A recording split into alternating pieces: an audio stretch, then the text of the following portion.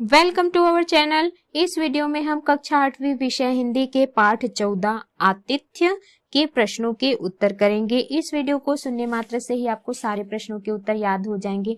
तो अगर आपने हमारे चैनल को अभी तक सब्सक्राइब नहीं किया है तो जल्दी से सब्सक्राइब कर लीजिए और इस वीडियो को लाइक कर अपने फ्रेंड्स को जरूर शेयर करें। तो चलिए शुरू करते हैं। सबसे पहला प्रश्न है, लेखक के द्वारा की गई पद यात्रा का क्या कारण था? इसका उत्तर है, लेखक ऐतिहासिक महत्व के स्थानों को देखने के विचार से पद यात्रा की। अगला है प्रश्न दूसरा, हेडमास्टर जी ने लेखक को अपने घर पर न ठहरने की क्या वजह बताई?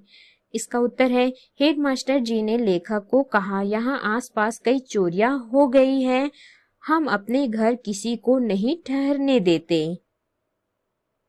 अगला है प्रश्न तीसरा, थकावट के दुख से भी अधिक दर्द था मर्माहत अभिमान का, लेखक द्वारा इस तरह कहे जाने का क्या कारण हो सकता है? इसका उत्तर है, दिन भर की पैदल यात्रा के बाद लेखक थके हुए थे। उन्हें उम्मीद थी कि हेडमास्टर साहब अपने बंगले में रात्रि विश्राम करने देंगे, किंतु हेडमास्टर ने इसकी अनुमति नहीं दी और उन्हें धर्मशाला भेज दिया।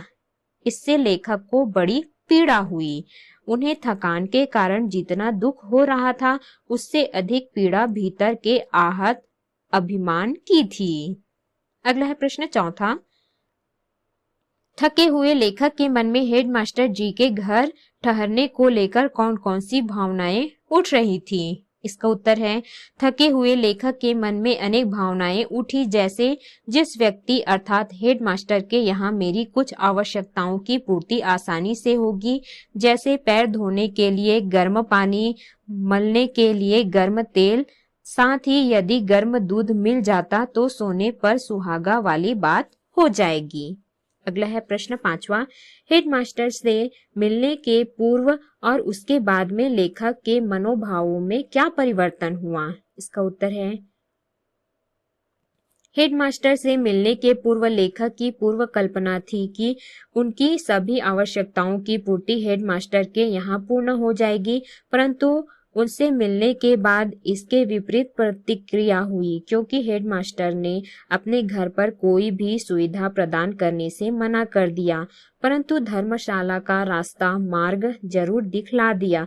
अतः बाद में लेखक के मन में विचार आया कि अनजान व्यक्ति इतना रूखा व्यवहार तिरस्कार क्या उचित है?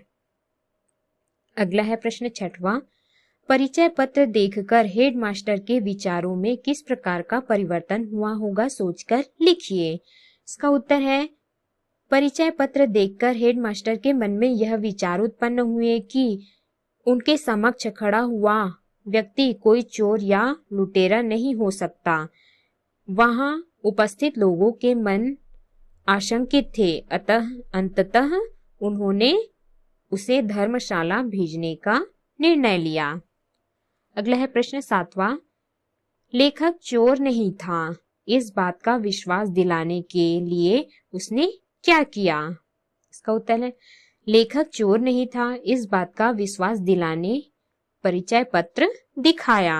अगला है प्रश्न आठवां, लेखक के अनुसार जीवन के पथ पर अकेले चलना क्यों कठिन है? इसका उत्तर है, जैसे सड़क पर चलने के लिए नियमों का पालन करना पड़ता है, वैसे ही हमें जीवन पथ पर सफलता पूर्वक चलने के लिए महापुरुषों के बताए गए वचनों को अपनाकर उनका अनुसरण करना चाहिए। इससे हमारा जीवन रूपी सफर आनंदमय प्रतीत होता है।